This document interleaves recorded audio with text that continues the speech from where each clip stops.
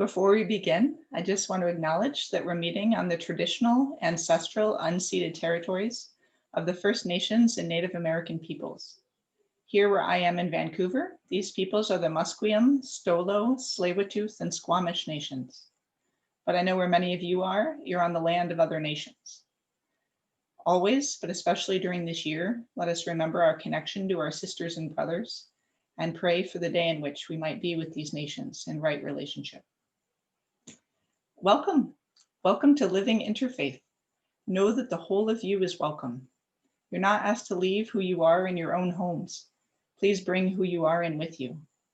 But what you are asked to remember is that everyone around you has brought who they are in with them as well.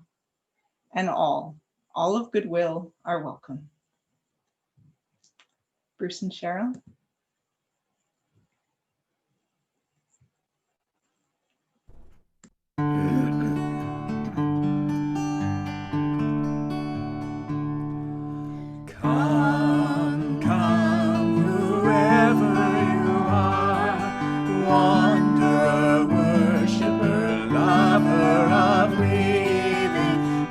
Is no caravan of despair. Come yet again, come, whoever you are, wanderer, worshiper, lover of leaving. Ours is no caravan of despair.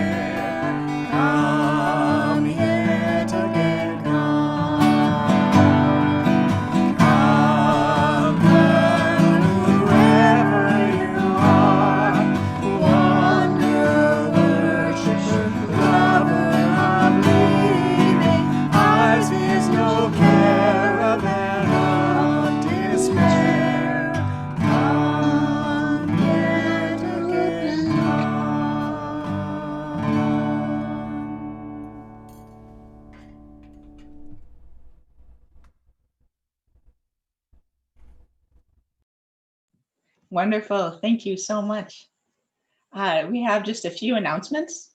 Tomorrow at 2 o'clock Pacific Standard Time, the Vancouver Shambhala Center is going to be hosting a session on taming the mind and the path of meditation.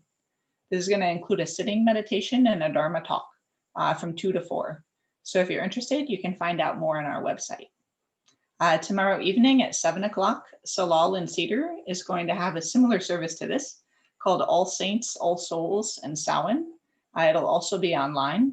Everyone's welcome to join, but if you're interested, I see you can sign up to learn more about these. I know Bryn often is a part of these, and you can contact Laurel at this email address for more information. Salon Cedar is the group that usually meets outside for services, but I know they're doing a lot of online ones right now. And then this will be in about a week and a half. But our World Scriptures group, I think I told you every month, we focus on the scriptures of a different tradition. So it's kind of like a Bible study, except every month it's a different religion that we're learning about. And it's been going so well and it's actually super fun. Last month we had, I think we had 10 people and from 5 different religions studying some sacred texts from Buddhism. And it was just amazing. Harold Rosen, who runs these, is fantastic. So this coming month, we're going to do Zoroastrianism, which should be really interesting because since it's the religion of ancient Persia in Iran, it was along the Silk Road. So it's this interesting mishmash of Eastern and Western thought. And it was really influential in a lot of the ancient religions and plays out today in lots of fascinating ways. So that should be really fun. So if anyone wants to join those, let me know. And we can have you sign up. It'll be really fun. It'll be on November 11th from 7 to 8:30 Pacific Standard Time. So I think that's it for announcements. Does anybody have any others?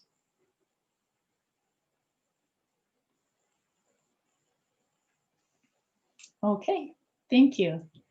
Okay, just come into silence for a moment for our opening prayer.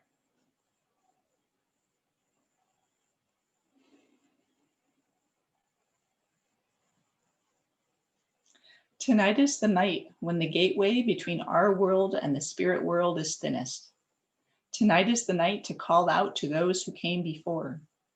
Tonight, let us honor our ancestors, the spirits of our fathers and mothers. Let us call to them and welcome them to join us for this night.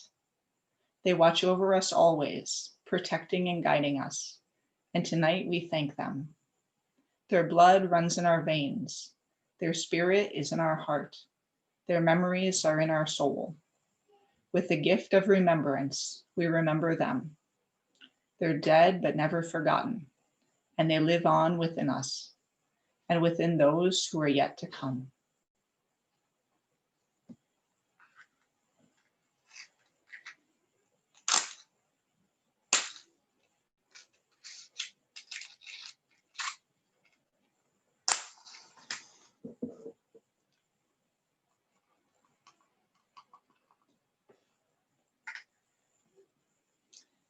May the turning of the year bring you strength and joy.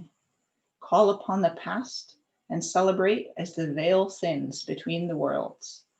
Honor yourself, Mother Earth, and all your relations.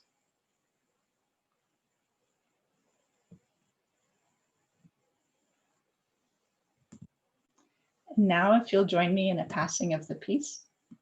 I don't think I'm able to unmute everyone, but if you unmute yourselves, you can say something along the lines of peace be with you as well. Salam alaikum, alaikum assalam. Peace, everyone. Thanks so much for joining us this morning. Peace be with Peace you. be with you. Peace be with you. Peace be with you. Be with you. Alaikum. Salam alaikum. Salam May your alaikum. hearts be full of Peace. peace. Peace to all.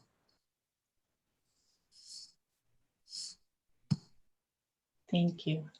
And there's somebody in one of these little squares, and all I see is the top of the head. Oh, Sally, if you move it, there you go, Sally. It's great to see you.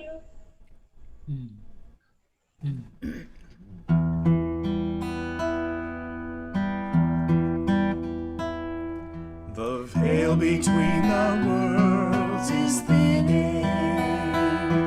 The web of life is spinning. The fire is burning. The earth is turning. This time brings a new beginning. The veil between the worlds is thinning. The web of life is spinning. The fire is burning. The earth is turning. This time brings a new beginning. The veil between the worlds is thinning. The web of life is spinning. The fire is burning. The earth is turning. This time brings a new beginning. The veil between the worlds is thinning.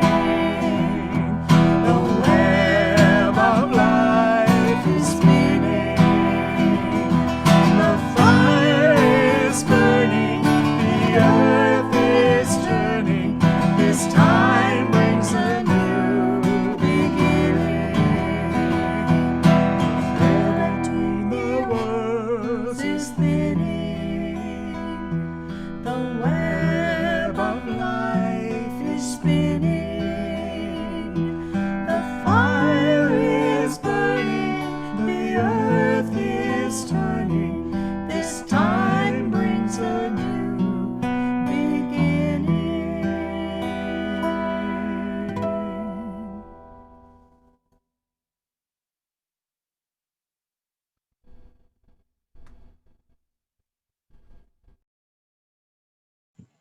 Wonderful. Thank you so much.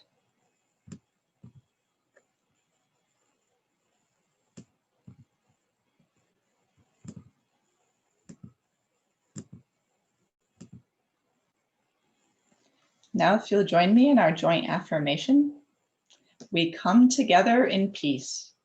We sing together in joy and with love. We worship together in one house, a house with names beyond number.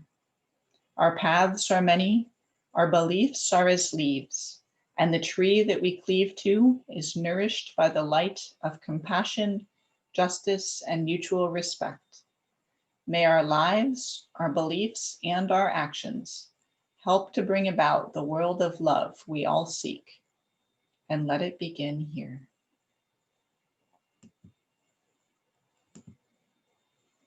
Thank you. Now is when we pray in our own homes and in our own ways for something in the world. Unfortunately, as always, there are many different things we can pray for. But this week, I would really just like us to pray for peace. I know a lot of us are experiencing anxiety right now about a lot of the changes happening in the world and the US election that's coming up next week. And I'm just really hoping for no bloodshed, no strife, less suffering in the world, and more peace for all beings. So if you could take some time now to pray for all beings in your own way. Thank you.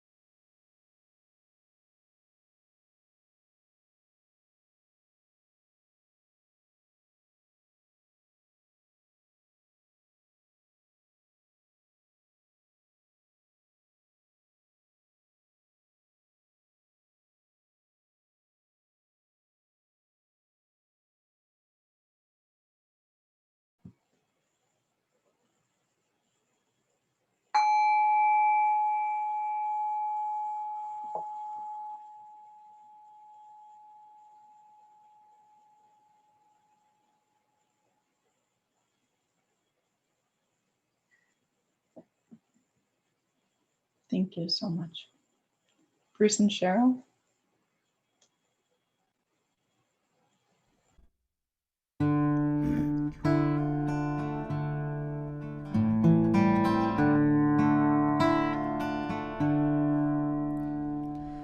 Earth my body, water my blood, air my breath, and fire my spirit. Earth my body, water my blood, air my breath, and fire my spirit. Earth my body, water my blood, air my breath, and fire my spirit. Earth my body, water my blood, air my breath, and fire my spirit.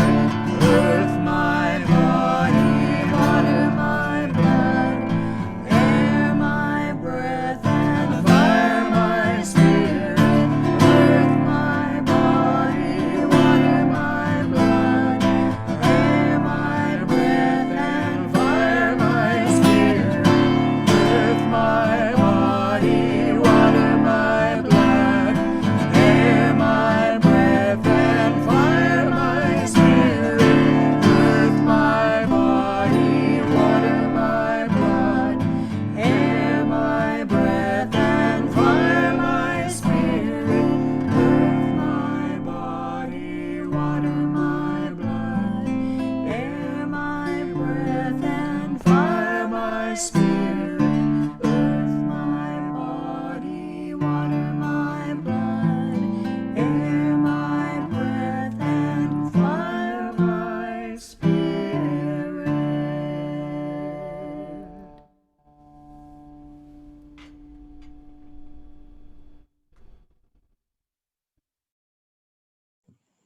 Beautiful.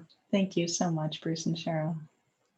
And as you know, now is when I would usually pass around the basket, but instead I can just send you a link to our donation page. Many of you have been supporting us this whole time, for which we are extremely grateful. Thank you for that. And then please, are there any other causes that need some support at this time? Please feel free to call them out now or put them in the chat.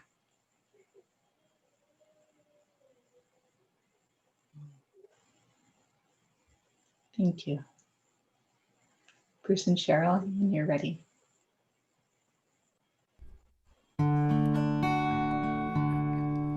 From you I receive, to you I give. Together we share, and from this we live. From you I receive, to you I give. Together we share, and from this we live. From you I receive, to you I give. Together we share, and from this we live.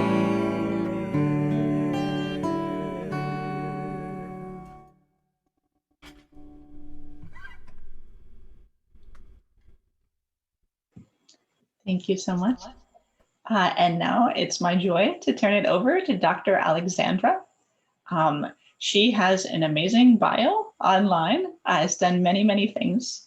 She does have a PhD, and she, I believe, is a Wiccan priestess in the traditional British Wicca, and has written many, many books that you can find on Amazon, all on different aspects of Wicca and fortune telling and different kinds of spiritual practices. And she runs a group on Wicca here, a meetup group, which is how I found her. So thank you so much for joining us today. Really excited to see you and to hear from you. Thank you for having me. I could talk about this season all day long, so I'm going to give you guys a really short presentation. So this is the season of Samhain, which it's pronounced Samhain or Samhain, depending on whether you're Scottish or Irish. And it's based on this wheel of the year. So in Wicca, we think about the different seasons in a wheel, circular wheel that continues and repeats. And you'll notice that right across from each other, there are important holidays. For example, Samhain is right across from Beltane, which is May 1st. And so both those times of year, the veil between the worlds is thin. So there's a lot of interplay, because these festivals are both agricultural and pastoral. So after summer, there are 3 harvest festivals you need to keep track of that are important. And the first harvest is Lammas, which is at the beginning of August, and that's the grain harvest, where we celebrate the grain god. The second harvest just happened, which is Mabon, that's her birthday. And that's the fruit harvest, or the berry harvest. And the myth is that you don't gather fruit or berries after Mabon, because the fairies need that. And then Samhain is the animal harvest, or the blood harvest. So that's the pastoral holidays coming in to the scene. And you've already heard of a lot of our traditions, which is like trick-or-treating and jack-o'-lanterns and things like that. But here are 3 more that I thought you might like to try at home. And one is, this is the best time of year to do divination. So using tarot cards, palmistry, astrology readings, anything like that, scrying, like gazing into a crystal or a flame for meditative purposes. This is the time of year to try those out, because they're going to be most effective. The second is having an ancestor altar, which is where you set up an altar just for your ancestors, and you put pictures of your beloved dead on the altar. It's really important that you don't put any pictures of living people there, so crop them out and put them up on the altar. You can offer water, you can offer milk, and you can offer their favorite foods in life. And that's where the dumb supper comes in, which is another practice. And that's where you make your ancestors' favorite foods. So, you know, my dad really liked pierogies, so I might make him pierogies. If you don't know your ancestors' favorite foods, then just make something traditionally from the country of origin. And during a dumb supper, you quietly sit around the table. You burn a lot of incense traditionally, and it's only lit by candles. And you eat while completely silent. And the idea is that your ancestors will speak to you in other ways, whether appearing in the incense smoke or, being a voice in your mind or your heart. That's where you can interact with your mighty dead. And the last thing I want to share with you is a story. So storytelling is a big part of traditional Wiccan culture. And one of our big myths is called the Descent of the Goddess. And so I have this version of the Descent of the Goddess. Now, normally when I read this, I beat a drum, which I've brought so that it's sort of a meditative experience. But since I only have like 10 minutes with you, I had to cut this down a lot because normally this meditation takes like 30, 40 minutes. So I'm cut it down so that you guys can have just a taste of our traditions and of the story. And it's kind of a spooky story too. So it's really good for this holiday season because of course, she's traveling to the underworld, which is a very spooky place. So I invite you to just, relax, maybe close your eyes a bit. I'm going to be fiddling with too many things in my hands and trying to beat like a heartbeat on this drum. And this is called From the Great Above to the Great Below. Tie your thread to Inanna. From the great above, she opened her ear to the great below. From the great above, the goddess opened her ear to the great below. From the great above, Inanna opened her ear to the great below. My lady abandoned heaven and earth to descend to the underworld. Inanna abandoned heaven and earth to descend to the underworld. She abandoned her holy office of priestess to descend to the underworld. She gathered together the 7 magics. She took them into her hands. With the magics in her possession, she prepared herself. She placed the shugara, the crown of the step, on her head. She arranged the dark locks of hair across her forehead. She tied the small lapis beads around her neck, let the double strand of beads fall to her breast, and wrapped the royal robe around her body. She daubed her eyes with the ointment called Let Him Come, Let Him Come, bound the breastplate called Come, Man, Come around her chest, slipped the gold ring over her wrist, and took the lapis measuring rod and line in her hand. When Inanna arrived at the outer gates of the underworld, she knocked loudly. She cried out in a fierce voice, "Open the door, gatekeeper, open the door, Nettie, I alone would enter." Nettie, the chief gatekeeper of the Kur, asked, "Who are you?" She answered, "I am Inanna, Queen of Heaven, on my way to the east." Nettie said, "If you are truly Inanna, Queen of Heaven, on your way to the east, why has your heart led you on the road from which no traveler returns?" Inanna answered, "Because of my older sister Ereshkigal. Her husband, Gugulana, the bull of heaven, has died. I have come to witness the funeral rites. Let the beer of his funeral rites be poured into the cup. Let it be done." Nettie spoke. "Stay here, Inanna. I will speak to my queen. I will give her your message." When Ereshkigal heard this, she slapped her thigh and bit her lip.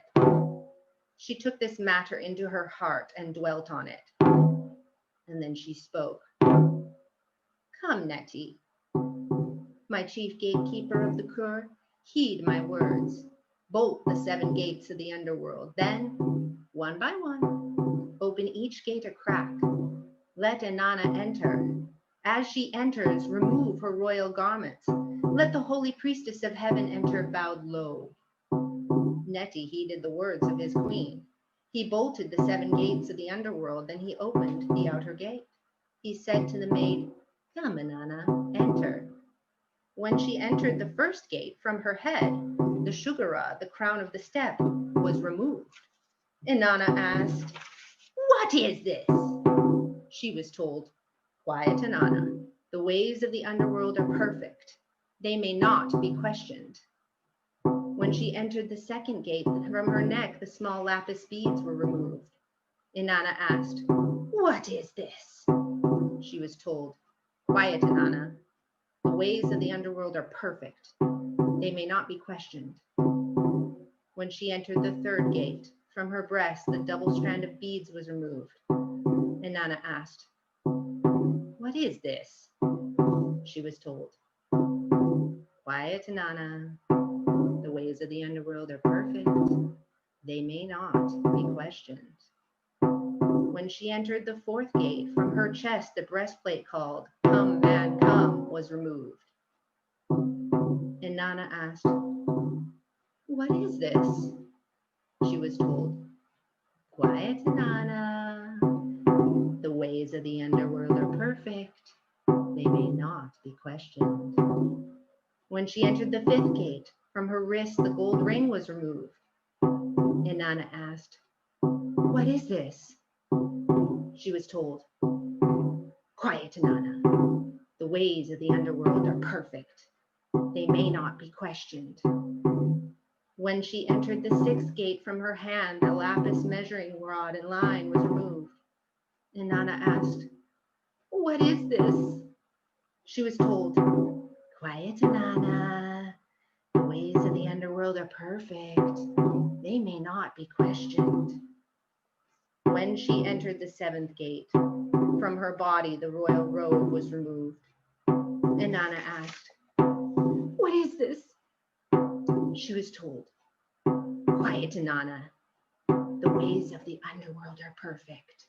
They may not be questioned." Naked and bowed low, Inanna entered the throne room. Ereshkigal rose from her throne. Inanna started toward the throne. The Anuna, the judges of the underworld, surrounded her. Then Ereshkigal fastened on Inanna the eye of death. She spoke against her the word of wrath. She uttered against her the cry of guilt.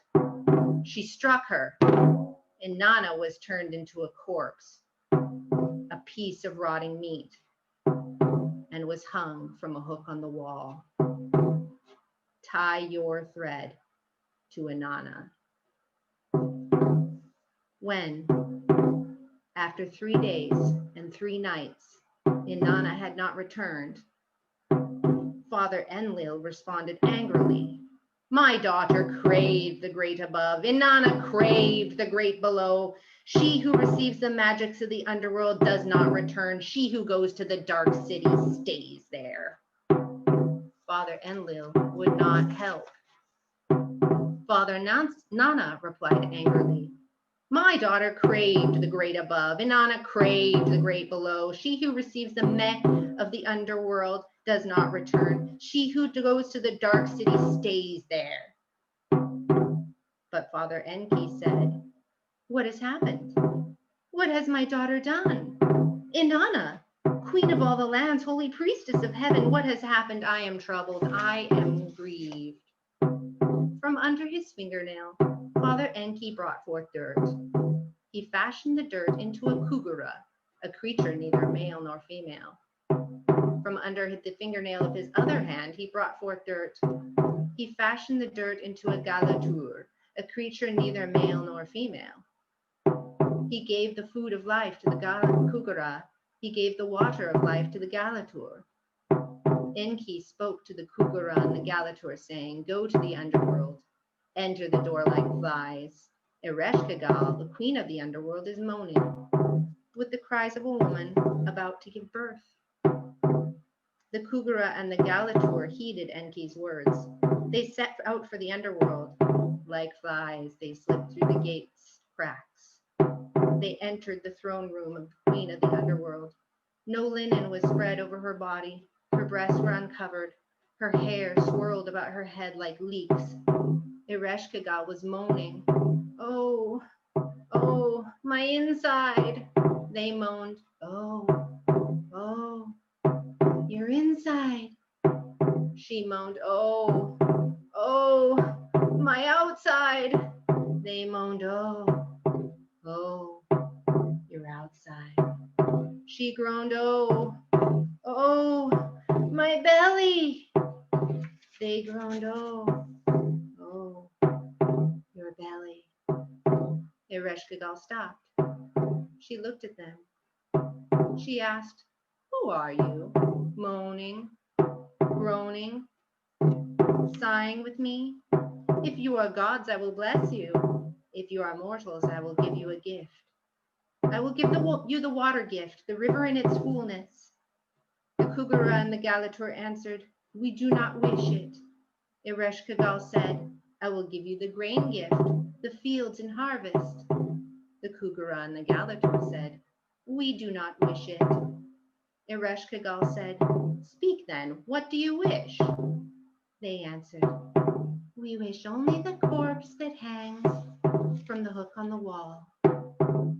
The Gala, the demons of the underworld, clung to Inanna's side. The Gala were demons who know no food, who know no drink. They eat no offerings, they drink no libations, they accept no gifts, they enjoy no lovemaking. They have no sweet children to kiss. They tear the wife from the husband's arms, they tear the child from the father's knees. They steal the bride from her marriage home. Ereshkigal said, that corpse belongs to Inanna. The Kugara and the Galatur said, whether it belongs to our queen, whether it belongs to our king, that is what we wish. The corpse was given to them. The Kugara sprinkled the food of life on the corpse. The Galatur sprinkled the water of life on the corpse. Inanna arose. Tie your thread to Inanna.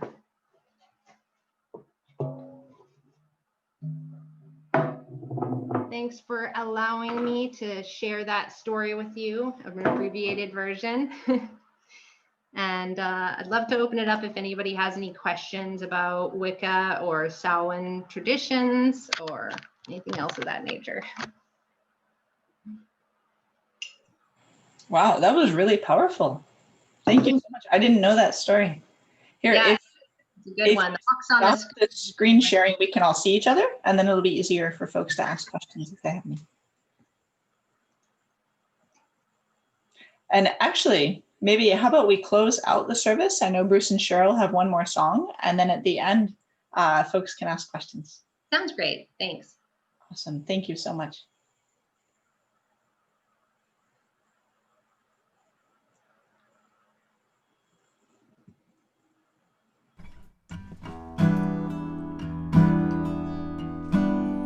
We are a circle within a circle with no beginning and never ending. We are a circle within a circle with no beginning and never ending. We are a circle within a circle with no beginning and never ending.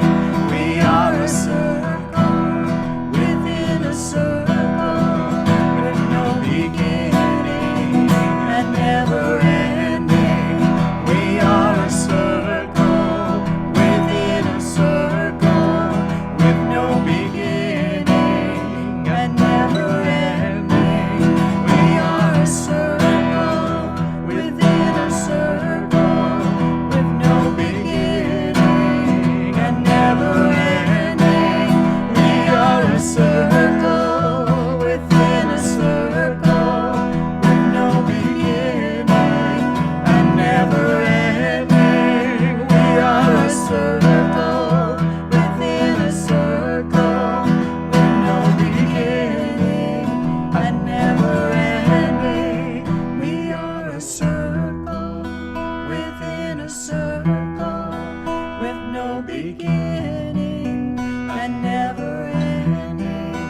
We are a circle